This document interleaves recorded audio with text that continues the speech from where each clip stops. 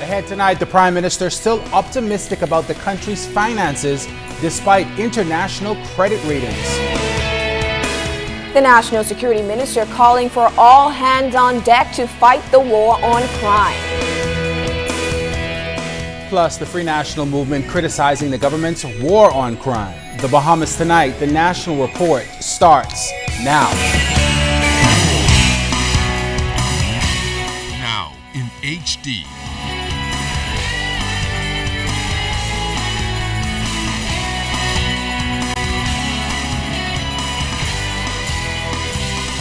ZNS Network presents The Bahamas Tonight. This portion of the news brought to you by BTC Everyday. The nation's leader says government remains confident in the country's growth going forward. Good evening, everyone. I'm Charisma Robinson. And I'm Chris Saunders. Thank you so much for joining us. Minister of Finance, Prime Minister the Right Honorable Perry Christie addressed the recent ratings by international credit rating agencies Standard & Poor's and Moody's in the House of Assembly this morning. Prime Minister Christie says it is important to put both ratings in context in order to gain the true value of where the country is and where it will go. Clint Watson leads us off tonight with this report from Parliament. Minister of Finance, Prime Minister the Right Honorable Perry Christie putting into context reviews by international credit rating agencies while criticizing one of them for its position. Standard & Poor's came out first, lowering the country's credit rating by one notch to BBB negative, although still remaining at investment grade. Moody's later announced that it was maintaining the country's rating and maintaining a stable outlook. The economic outlooks by both were also lowered. Standard & Poor's leaned heavily on the Bahamar debacle and the hotel not opening on its decision, going as far as to say by next year it would affect the GDP per capita of the country, resulting in no growth over the next few years in the country. Such a downbeat assessment simply does not match up to reality. And in fact, Mr. Speaker, it also flies in the face of some of the evidence that S&P itself presents in their report. And while both agencies use the ongoing issue with Bahamar as a major reason for their decisions, Mr. Christie still remains optimistic things will change soon. The government over the past 3 years has been working to implement critical reforms to both the expenditure and revenue sides of the country's finances. He says a comprehensive plan to lower the deficit has been working and was even acknowledged in detail by Standard & Poor's. It is most unfortunate in our view that S&P failed to fully and properly account for the government's proactive and dynamic growth agenda in its analysis to the same extent, Mr. Speaker, that it acknowledged the success of our fiscal plan. Referring to a report recently released by CIBC World Economic Markets on the Bahamas, also reaffirmed his government's view that our economic recovery continues and will be buttressed by the ongoing strong recovery in the United States of America. CIBC World Markets also concluded that the pace of tourism activity has picked up and should continue to grow. They cite the decline in the national rate of unemployment to 12%. In their own words, and I quote, "The Bahamas appears to be moving in the right direction," end quote. He claims Moody's acknowledged the Bahamas as an attractive place for investment and noted that despite the Bahamar impasse, once the hotel opens, they predicted economic growth within 2 years, while also commending the government on its fiscal reform. Mr. Speaker, in their estimation, the Bahamas government scores their words, and I quote, "very high," end quote, rating in terms of institutional strength, as we score favorably on the World Bank's governance indicators. According to these indicators of the World Bank, we have a strong track record in respect of policy predictability, transparency, and sound macroeconomic policy. The Prime Minister says the government is aware of what must be done to stabilize and further strengthen the economy as outlined by the rating agencies. Clint Watson, ZNS Network News. Thanks so much, Clint. Minister of Social Services, the Honorable Melanie Griffin, gave updated figures on Bahamians receiving food assistance through the prepaid Visa card, noting that as of July 31st, 6,232 Bahamians were utilizing the card that replaces the old coupon system. Griffin says the prepaid Visa card is the precursor to the first phase of the Social Safety Net program that she hopes to launch in its pilot phase within 2 to 3 weeks at the Wolf Road office. Changes have also been made to another form of social assistance. We have also been able to modernize the delivery of the uniform assistance to many persons in need of that particular assistance. We are again, instead of the purchase order, we have been utilizing a prepaid card, and so which has a very definitive lifetime, and so persons have been able to utilize the cards. Sources tell ZNS News that a 27-year-old employee of the Atlantis Paradise Island Resort is nursing wounds in hospital tonight after he was shot while sitting on the wall near the Fox Hill Park. Police and residents tell our news team that the shootout took place shortly after 3 o'clock this afternoon. When ZNS News arrived on the scene, forensic experts were collecting evidence but say they have no major leads into this case. While police on the scene declined to comment, a few residents told us they have had enough of crime plaguing their community. Which is the reason why they would just pull up and just start to shoot again.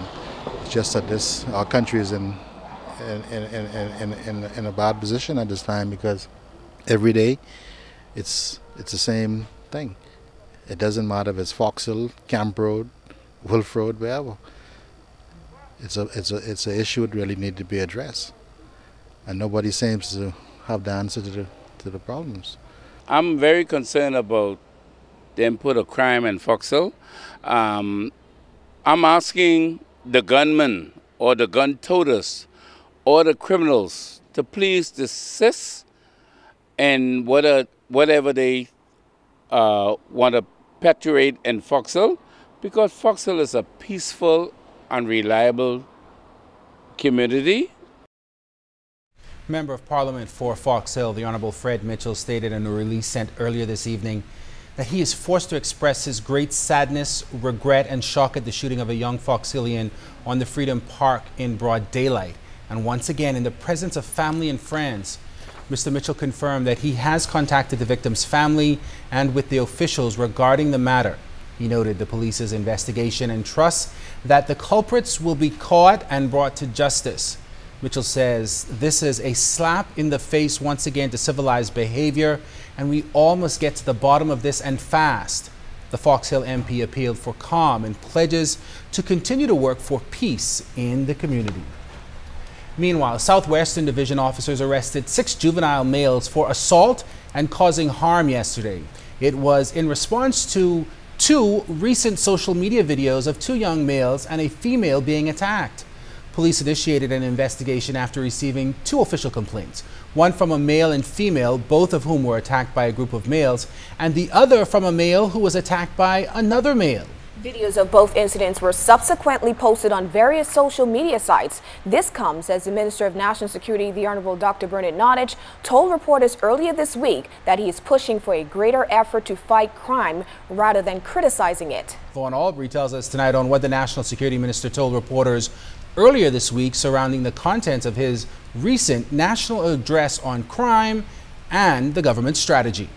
National Security Minister, the Honorable Bernard Nottage, says the government is not to blame for the escalation and proliferation of crime in the country. The Christie administration is not guilty of anything.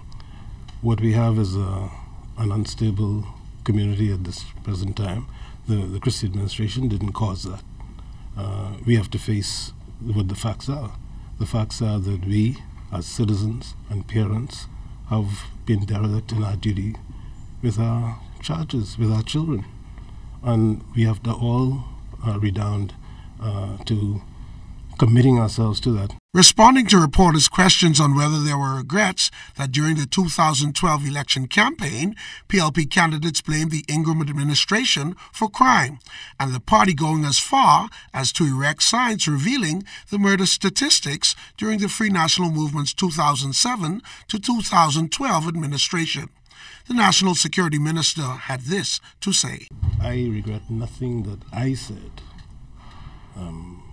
There were people who were talking about how many murders this and not me. You check the record. You'll see no record of me blaming anybody except ourselves, the community generally.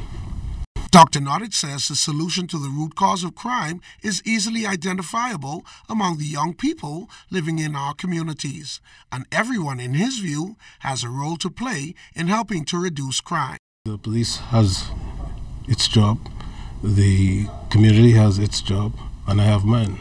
And part of my job is to ensure that people understand the issues that confront us and the strategies that we are using to overcome them. I think the press, in my opinion, has to understand the role it can play and should seek to play that role.